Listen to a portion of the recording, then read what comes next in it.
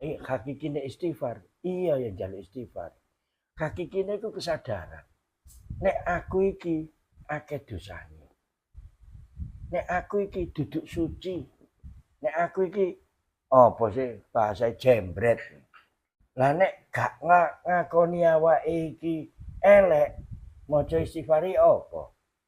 Astagfirullahaladzim, astagfirullah lambene tok. Gak njaluk sepuro temen.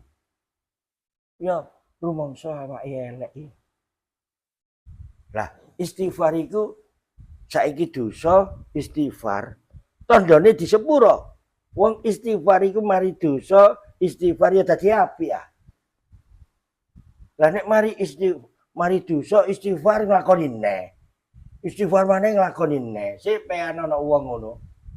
Pean duwe anak buah umpamane ngene. Njaluk sepulak teko ndisor nang ndukur. Pean duwe anak buah. Anu bos sepurane wingi gak iso ngene bos. Meneh maneh sepurane bos meneh gak iso ngene bos meneh. Kira-kira awakmu duwe anak buah ngono ya apa? Mangkel ya. Iya ketak ah. Lho, kon iki wingi njaluk sepura mergo nglakoni ngono.